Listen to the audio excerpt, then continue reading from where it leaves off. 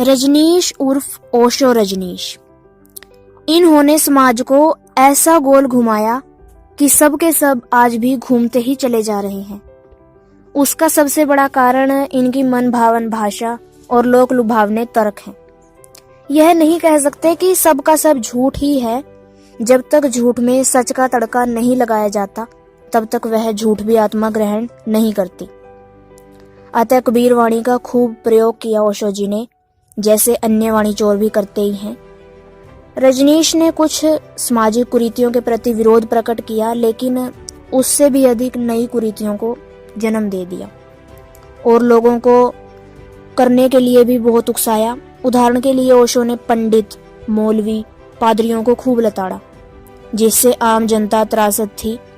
उसकी इन बातों से लोगों को थोड़ी बहुत राहत मिली, लेकिन साथ ही साथ शराब, मांस और परस्त्रीगमन को भी उसने बहुत अधिक बढ़ावा दे दिया, जो समाज को भक्ति के पथ से भ्रष्ट कर रही है और लोगों के लिए हानिकारक भी है, लोगों को ईश्वर से दूर कर रही है। ओशो के विचार सामाजिक क्रांति में भी अक्षम थे और नीम हकीम वाली कहावत चरितार्थ हुई।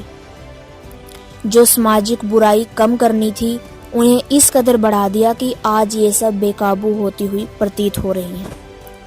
इस सब नंगे नाच में ओशो की अहम भूमिका रही है। स्वतंत्रता का अर्थ बेकाबू और उद्दंडता साबित करना चाहा। उसने परिस्थितियों के हिसाब से अपने प्रवचनों को मन भावन बनाने के लिए शुद्ध और अशुद्ध दोनों पक्षों को गोल घुमाकर परोसा है, जिससे लाखों नर नारियों का जीवन और चरित्र नाश होता जा रहा है। ओशो ने कबीर, बोध और महावीर जैन, जो आपस में पूर्णतः विपरीत विचारधारा है, इन्हें भी अपने तीर तुक्के चलाकर एक साबित करने का प्रयास किया।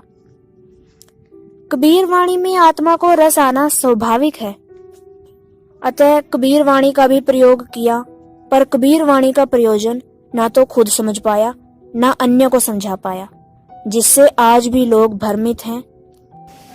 कबीर वाणी को समझने के लिए सबसे पहले गुरु का महत्व, गुरु की पहचान और गुरु के ज्ञान से परिचित होना अति अनिवार्य है।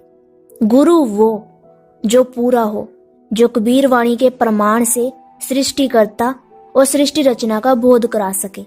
यदि सृष्टिकर्ता और सृष्टि रचना का ही बोध नहीं है तो कबीर वाणी का लाभ हम नहीं ले पाएंगे।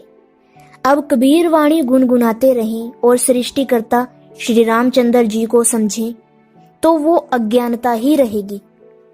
इसी प्रकार ओशो भी परमात्मा कबीर को नहीं पहचान पाया और निर्गुण सगुण को समझने में असमर्थ रहा।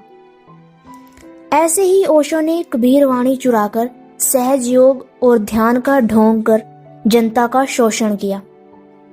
शोषण इसलिए कि जब अस्तित्व का भी बोध ना हो तो ध्यान में किसे ढूंढें?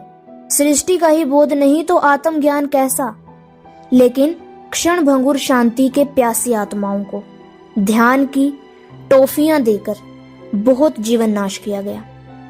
ओशो ना तो 84 लाख योनियों को समझ पाया और ना पुनर्जन्म को, तो सीधे सीधे ऐसे व्यक्ति को काल का दूत कह देना ही ठीक होगा, क्योंकि काल का दूत दुनिया को 84 लाख के कष्ट की सूचना कभी नहीं देता और मानव जन्म को नष्ट करवा देता है। अंत में आप सबसे यही विनती है कि केवल मीठी मीठी बातों में ना फंसकर मानव जन्म के बाद और पहले भोगे जाने वाले कष्टों से परिचित हों। इस सब के बारे में विस्तार से जानने के लिए अवश्य देखें साधना चैनल 7:30 बजे शाम को। देखना ना भूलें 7:30 बजे साधना चैनल शाम को।